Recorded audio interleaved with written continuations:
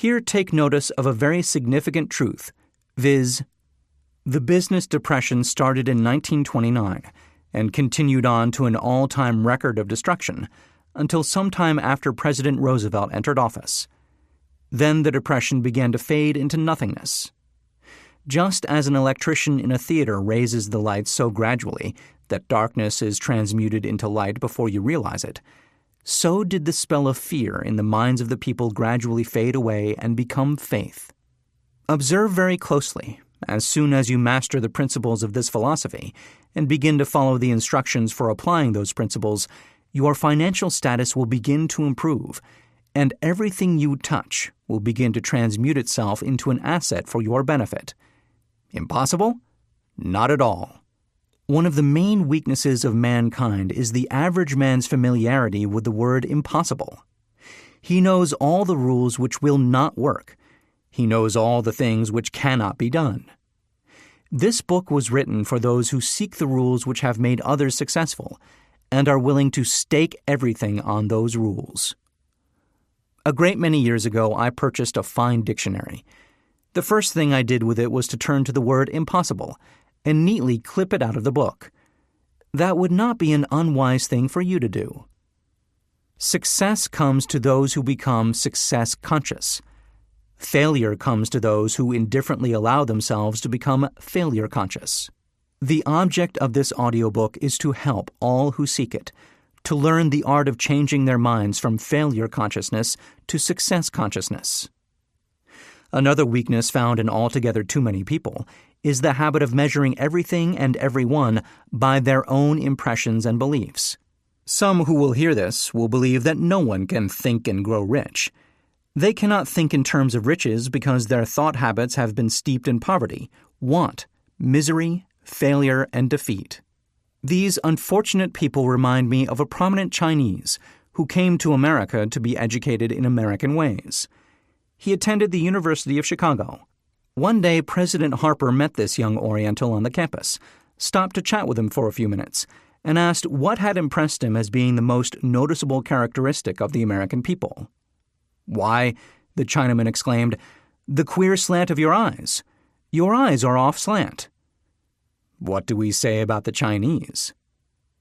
We refuse to believe that which we do not understand.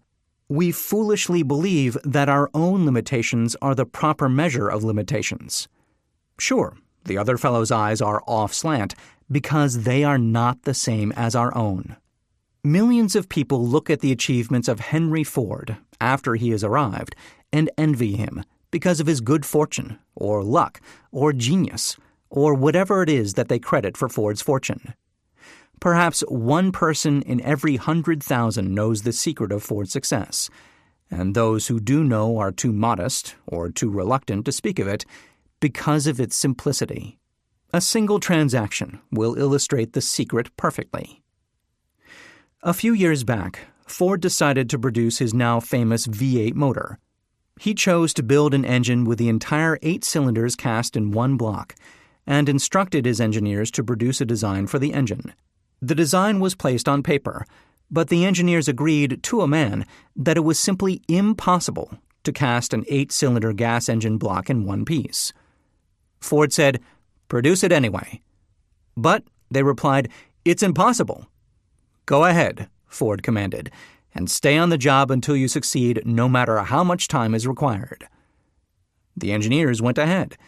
There was nothing else for them to do if they were to remain on the Ford staff. 6 months went by. Nothing happened. Another 6 months passed, and still nothing happened.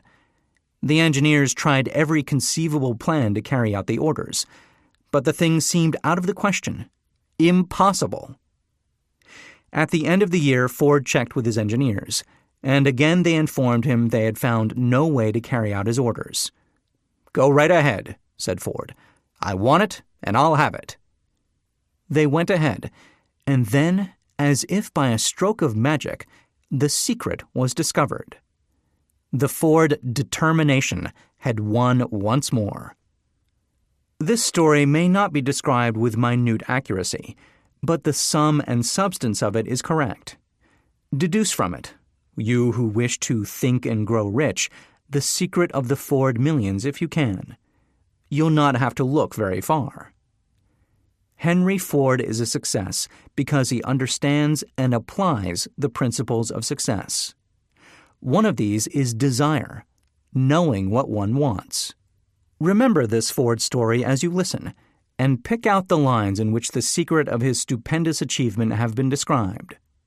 If you can do this, if you can lay your finger on the particular group of principles which made Henry Ford rich, you can equal his achievements in almost any calling for which you are suited.